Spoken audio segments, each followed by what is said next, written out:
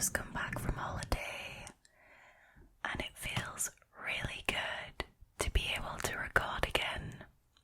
Don't get me wrong, I had a brilliant time, but I also really like telling you guys these creepy Reddit stories.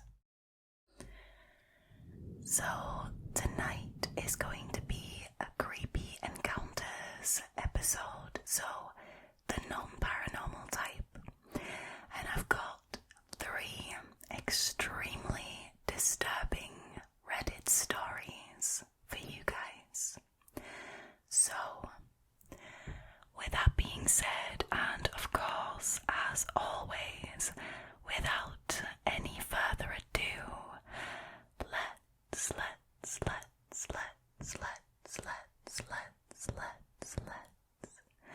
get into tonight's stories, shall we? Alrighty. So, the first story for tonight was originally posted by a Reddit user called Drama Affectionate 381. Their story is called Reddit, I feel like I'm about to lose my mind. I, a 27-year-old female, am married to my husband, a 31-year-old male, and we have 2 children. Now, I'll give fake names for their privacy. It's Isaac, who is an 8-year-old boy from my first marriage, and Tiana, with my now husband. She is a 5-year-old girl. Now, this whole situation started somewhere around May of 2022, where me and Isaac were at a local park just doing our own thing. Now, my son was just playing with another child at the monkey bars when I saw this woman approach me. She had red hair, and I'm pretty sure that it was natural, and her face seemed tear-stained. I became concerned as I thought that she was crying and something was wrong, so I proceeded to ask her what was up and if she was alright, but she kept staring at my son. The more she looked at him, the more she sobbed. Then, all of a sudden, she sprints towards him, screaming, "Michael!" She kept calling him that, and it freaked me out. I mean, she was running to my kid and calling him a different name. My son and the other child got scared, and I approached them before she did, as I was faster than her. I then screamed at her to get lost, but she just stood there as I held my son, and she seemed pretty enraged. She then muttered some things, but I couldn't hear as she was stomping away. The other child's father and I talked for a bit, and he also seemed like very alarmed by what had just happened. He said that he thought that she was probably a grieving mother, and that my son somehow reminded her of the child she had lost. I was still disturbed, even though this was a plausible explanation, and I took my son home. That's probably what I would have done. I mean, I don't have children, but when something like that happens, I mean, your protective instincts kick in, right? And you want to get your child out of there as soon as possible. So, since then, I've been afraid to take any of my children to any public areas, despite my husband's reassurance that everything's going to be okay. Now, skip to June 2nd, 2022. I get a phone call from my son's school stating that a woman who was a new volunteer for lunch duty kept mentioning that my this son was her Mikey Bear, and that she had been looking for him for years. They told me that another volunteer who had been working with her reported this. Now when I heard this, I was scared as hell, and I acted immediately by signing my kids out for the day. When I called the school the next day, I was informed that this volunteer was no longer there, so I became pretty freaked out. Now, skip to last week, July 13th, 2022. It was Tiana's 5th birthday, and we decided to host it at a park at my in-laws' hometown. Now, everything went well, although I was really paranoid because of what had been happening. Then, somewhere around 9 p.m, when we began tidying everything up, and as I looked at the many oak trees in the distance, I could have sworn that I saw her. I screamed. I started screaming at the top of my lungs, and I started chasing after her, but she somehow got away. Now, ever since then, I haven't seen her, but I feel like this is not the end of it. Now, because of the many comments that this post got, suggesting that this Redditor should phone the police and, document every instance of basically this woman getting involved, this Redditor actually did contact the police. So there had been an update saying that the police had come and that they had been relatively helpful. So apparently, because this woman had volunteered at the school where the Redditors kids were going, they were able to get her information, though it is not confirmed that she even gave the school her legitimate information, right? She could have given like a fake name. So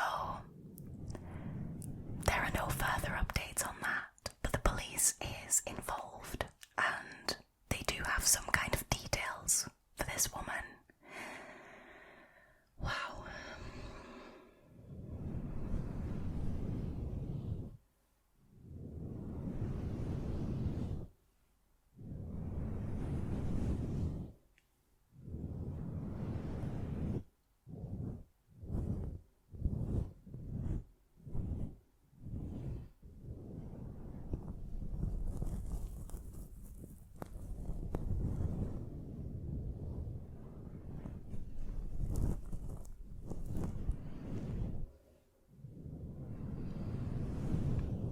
This story, I mean, when I read it, my heart starts pumping.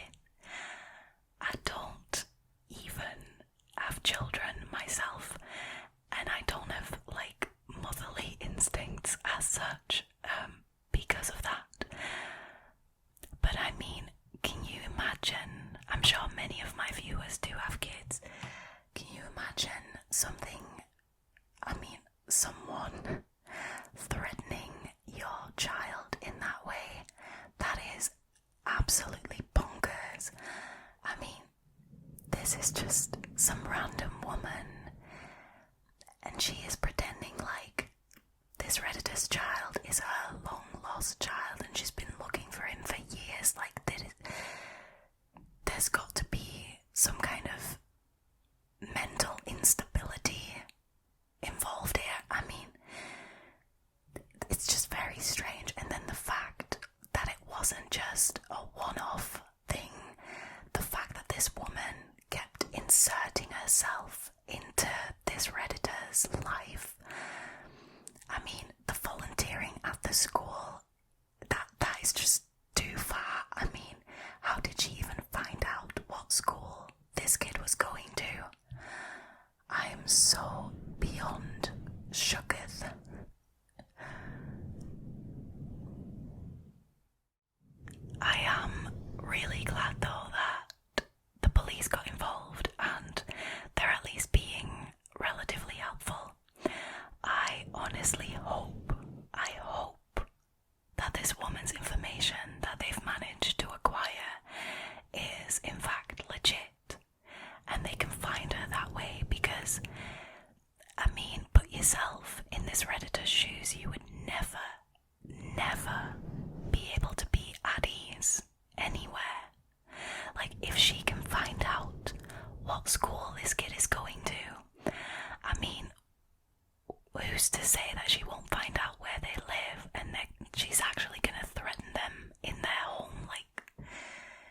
this is a really, really wild story, and I'm actually concerned for this Redditor.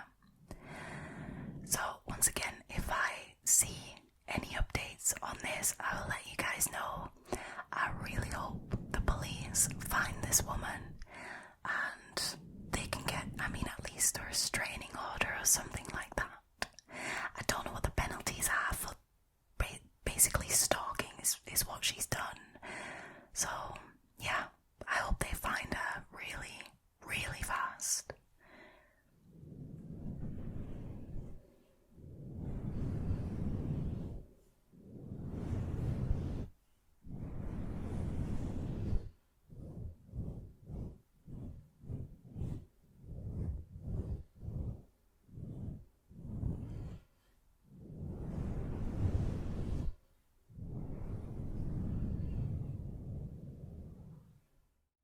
Alrighty, so the next story is quite a long one, but it's gonna put you at the edge of your seat the entire time.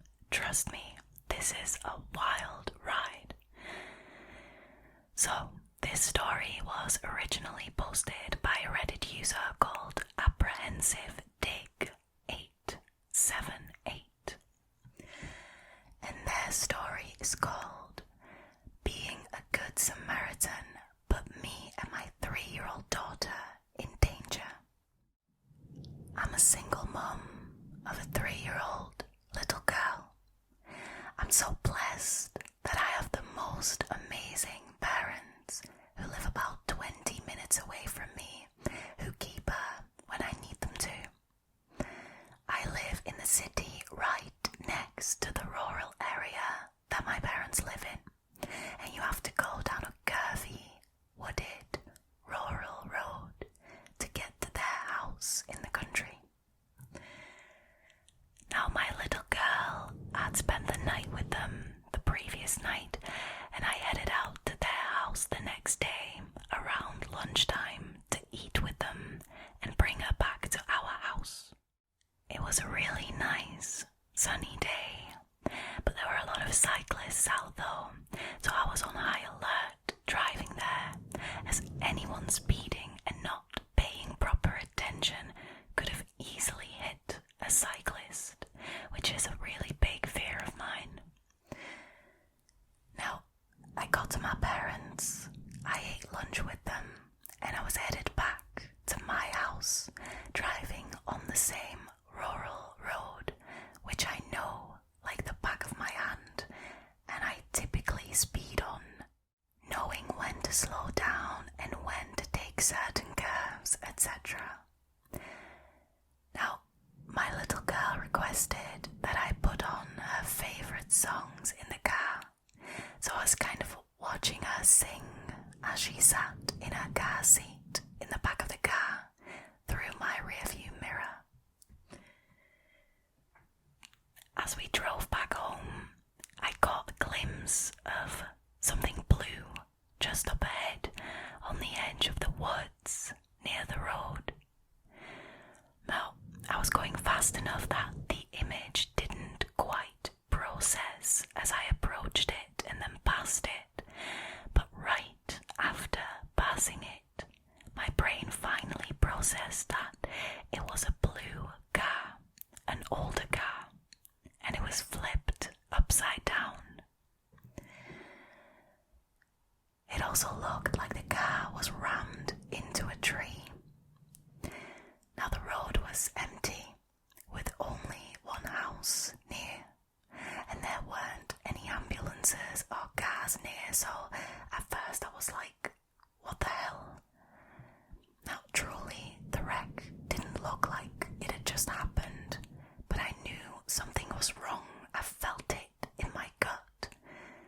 I pulled my phone out and called 911 as I kept driving, not fully processing that this has just happened.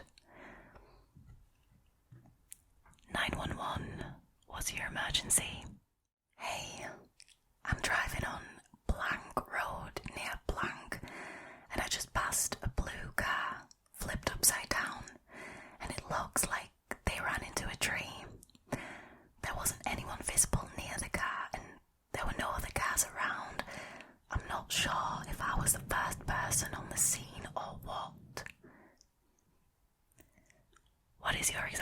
location? Is there a house close to the wreck? Try to find the nearest address. I'm sending an ambulance out now. Was anyone visibly hurt or present at the scene? No, I didn't see anyone when I passed, but I'm not quite sure. I didn't get a super good look. I'm about 2 minutes down the road past the car now. Let me just turn around and go back. I have my 3-year-old little girl in the car with me, just letting you know. I don't necessarily want her to see anything traumatizing, but I'll do what I need to do if I find anyone. The car looks super bad. It's okay. Don't get out of the car. Keep your doors locked. Just see if you can find the nearest address, and I will stay on the phone with you the entire time. Now I turned around in the nearest driveway to me, and I drove back, speeding, with my heart beating fast, as I now realized someone clearly might have been severely hurt, and I just passed by them, not thinking that maybe I was the first to arrive at the scene. Now I was scared, but in action mode, ready to deal with what I was potentially about to see inside this vehicle. When I got to the house I thought was closest to where the wreck was, the conversation with the operator picked back up. Okay, I think I'm almost to the car. I see a mailbox coming up right here. Hang on. Okay, it's Blank Road. That is the house, a little less than a mile from the car. I am headed from Blank, going towards Blank, and I see the car right here, coming up on my left, across from a sandpit looking area. It's a blue, older 4-door car. Okay, great. An ambulance was just dispatched.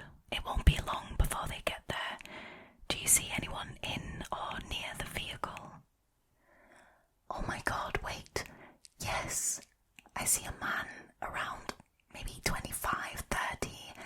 He is standing in the middle of the road. Now I pull up next to the man with my doors locked. I rolled my window down with the phone still in my hand and against my ear, and 911 listening to me speak. Now I immediately say, "Oh my god, are you okay? Is that your car?" The guy is slurring his words a little, clearly very injured, but still standing and not in critical condition. He says, "Yeah, I'm fine." Then I notice a large wound on the side of his head with blood all over it. I say, "Oh my god, you're bleeding. You aren't okay. I'm on the phone with 911 right now. They are sending an ambulance. Don't move." I hear the 911 operator ask me if he was okay or if he was hurt in my ear.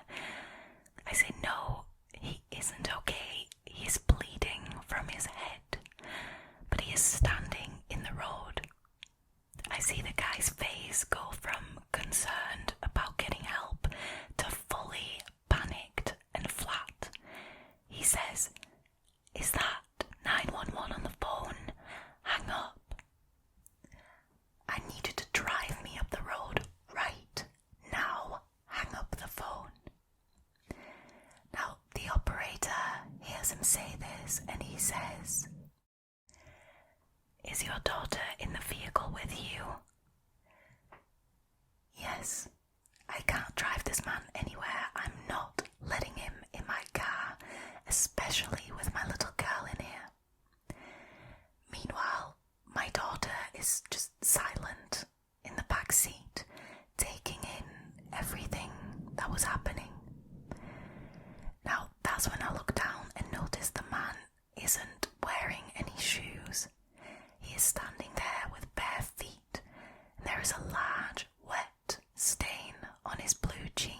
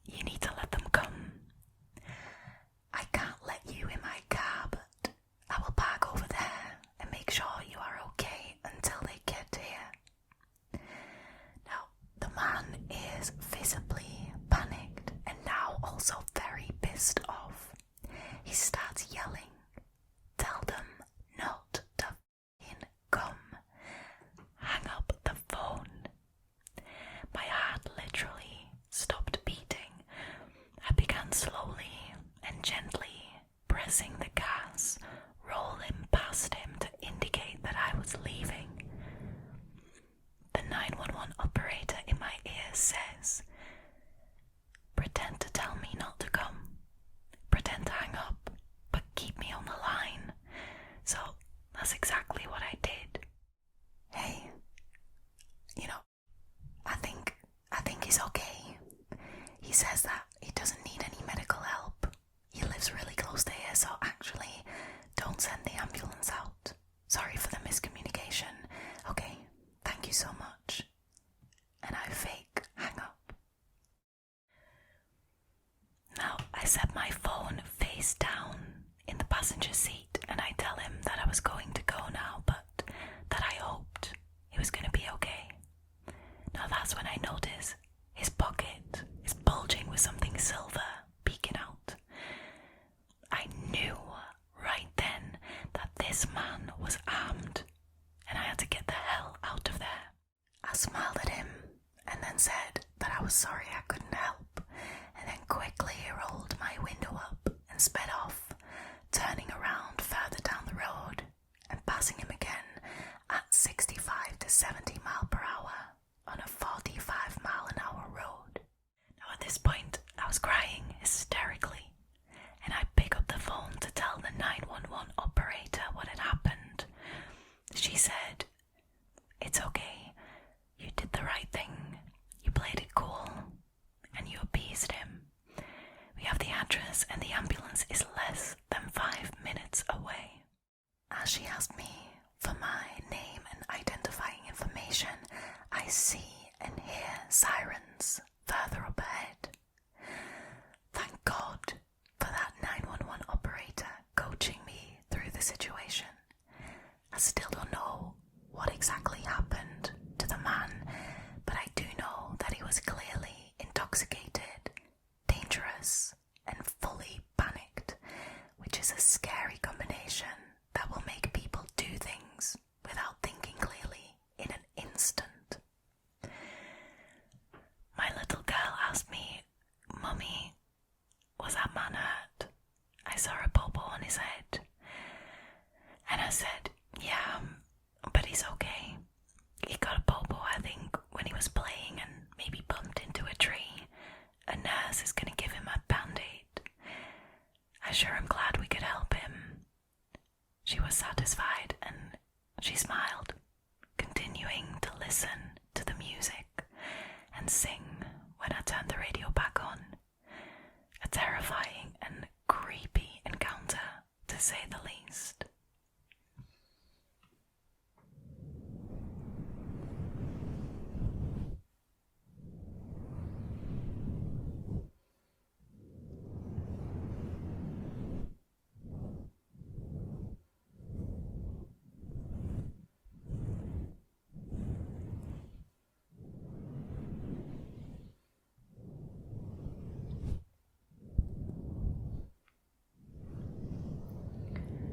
You know what I think?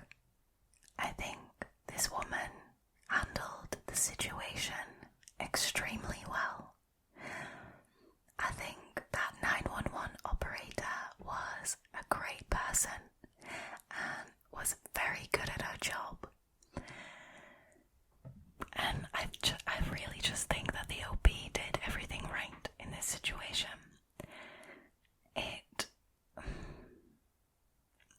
The way she wrote this story, I can just all see it happening in front of my eyes. Do you know what I mean? It's like very descriptive writing, so it's written very well.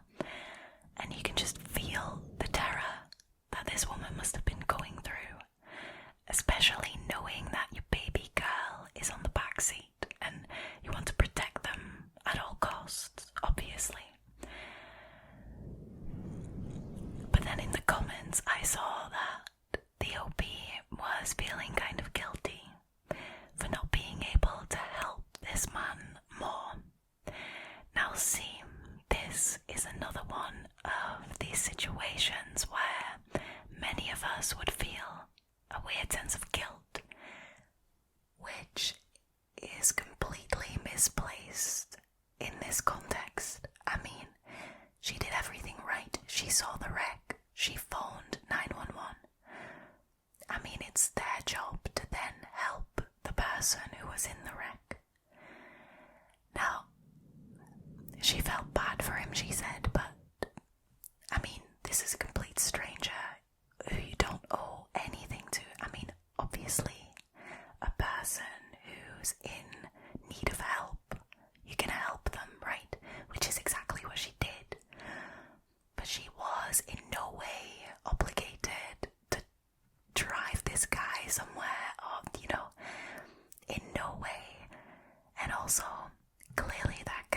if he was clearly drunk. He had made some very poor life choices, and that is not on the OP. She shouldn't feel guilty or bad because of this guy's poor life choices. I mean, she did exactly what she needed to do. But helping more, I don't think any good would have come of that. I mean, I think if she had tried to help more by doing what this guy wanted, I think she would have gotten herself and her daughter in more trouble. So, I mean, cautionary tale. Once again, you don't owe strangers anything. When you see someone who is in need of help, who is hurt, of course, you can help them by phoning, the emergency services, and they can then do their job and help them. We also have to be careful of the bystander effect, where people see someone who is hurt and in need of help and they think, somebody else will call 911. No, I 100% think and believe that it is our duty when we see someone who is hurt, who is in need of help, that we phone emergency services. That is 100% our duty. Anything more than that is kinda not your responsibility anymore. I mean, sure, you can stay there until the ambulance arrives, until the authorities arrive to make sure that this person is safe. Sure, but don't fulfill any weird random requests. I mean, you don't have to go as far as that. And that kind of thing, like what this guy tried to make her do, that's what gets you into trouble. So don't do it, you guys. Don't do it. Don't be scared of being rude. Be rude and stay alive.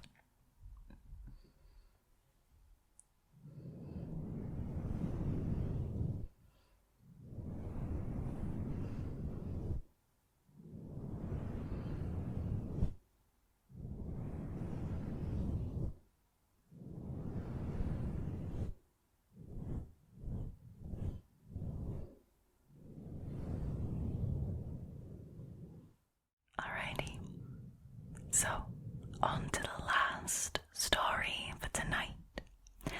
Now this one was originally posted by a Reddit user called icebluumoon, and their story is called "My Neighbour Watches Me Daily.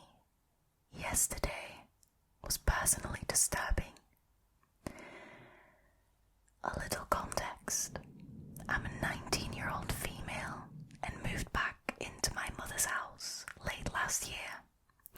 I have a neighbour who is 50 or 60-ish male who I've caught watching me almost every day for the past 2 months now, maybe since January or February. Now, I should say that this post is actually more than 3 months old, so that is why 2 months ago was January or February. So basically what this guy does is he stands outside when he smokes, and the whole time his body will be facing in my direction. Now when I first started noticing it, I shrugged it off, as in looking maybe at the sky or the mountains behind my house, or maybe he was just zoned out.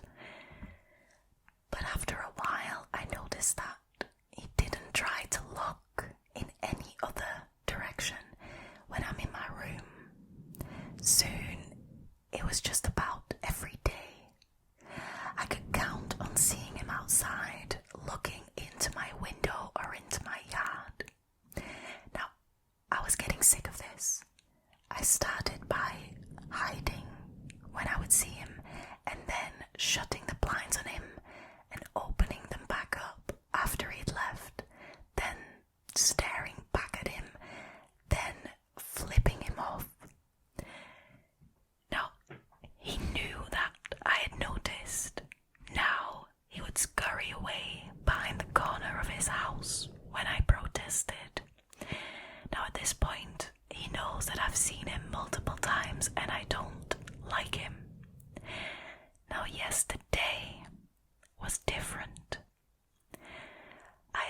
the screen out of my window so that my cats could come in and out as they pleased.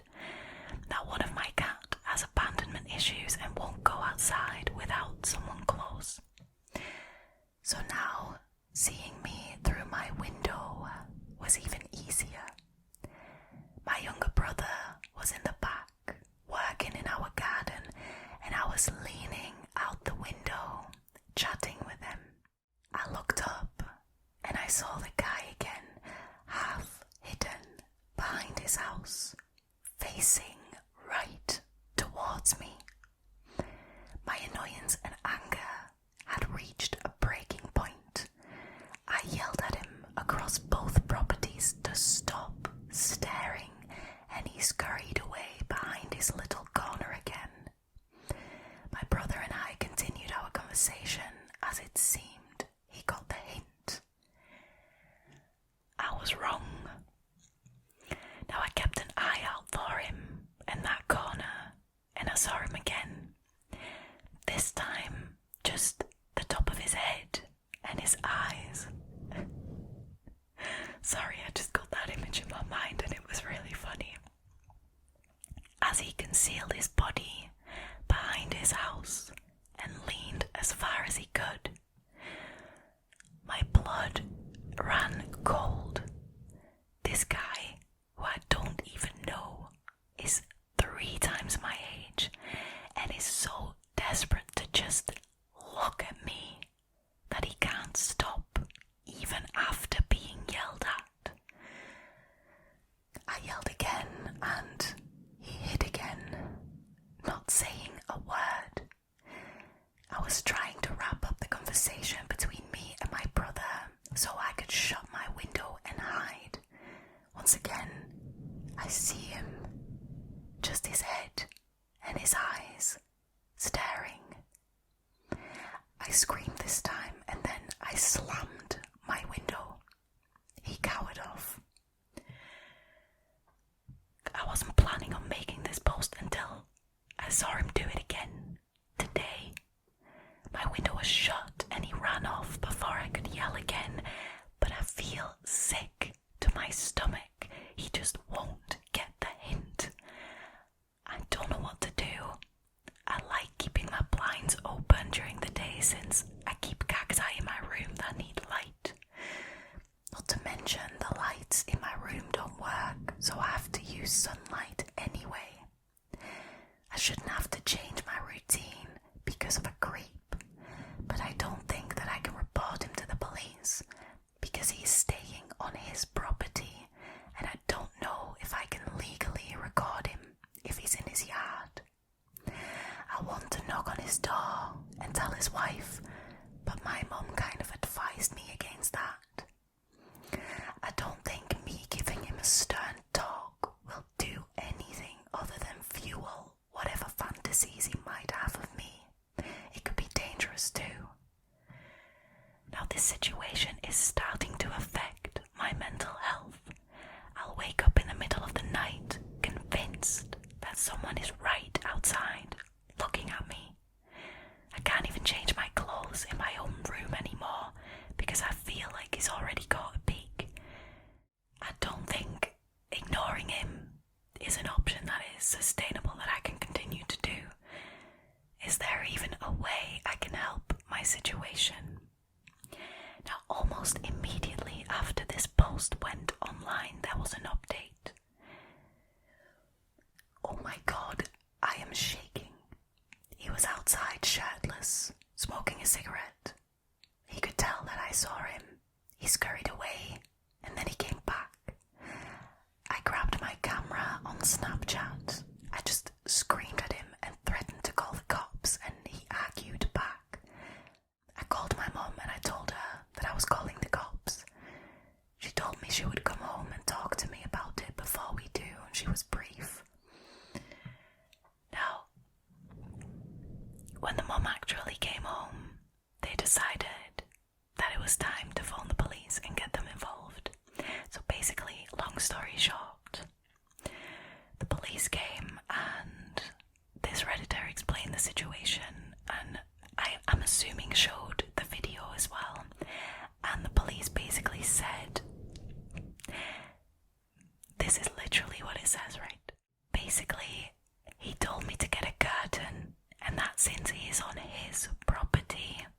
he's technically allowed to stand and look in any direction he wants, and it's just unfortunate that my window is easy to see into. He can't tell him not to face my house when he smokes outside. Now, I asked the officer to suggest that he smokes on the other side of his house or on the front porch, and he said he would talk to him, but he doesn't expect much to happen. I told the officer I felt it was an invasion of my privacy, and that this has been occurring for months, and that I should be able to live in my room and not be watched. Now, there weren't any more updates after that, so I'm guessing, seeing as the police said that they couldn't do much, nothing much happened. But wow.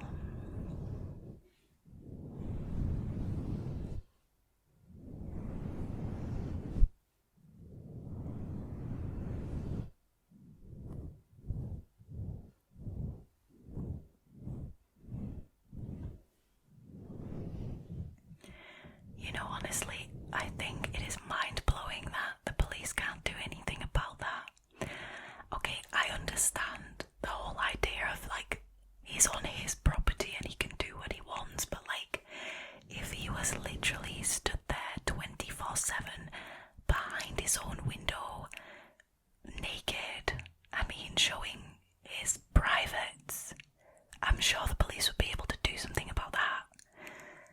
I mean, even if it's from your own window or your own porch or whatever, if you're making somebody uncomfortable, like, all the time, surely something must be able to be done about that. Like, this is just mind-blowing to me that the police just tells her to get a curtain.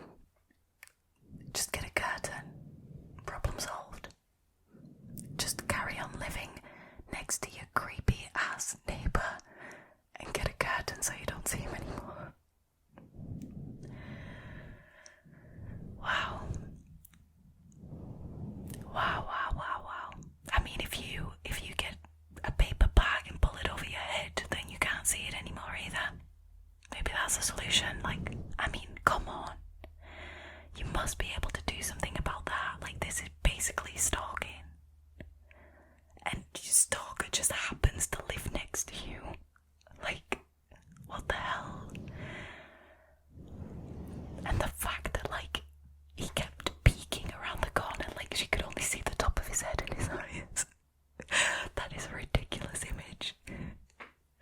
But come on, I mean, that's outrageous. It's outrageous that they couldn't do anything about that. I mean, surely, see, the police can't tell you what you can and can't do in your own property, but he is standing outside and he's making other people uncomfortable. Surely something can be done about that, right? Like, am I so unreasonable for thinking that? This is just completely boggled my mind. I really honestly hope that this Redditor is not struggling with this problem anymore, because if she is, then it's persisted for way too long. I mean, like I said, this post is 3 months old, like 2 months and a half, but a man is wild.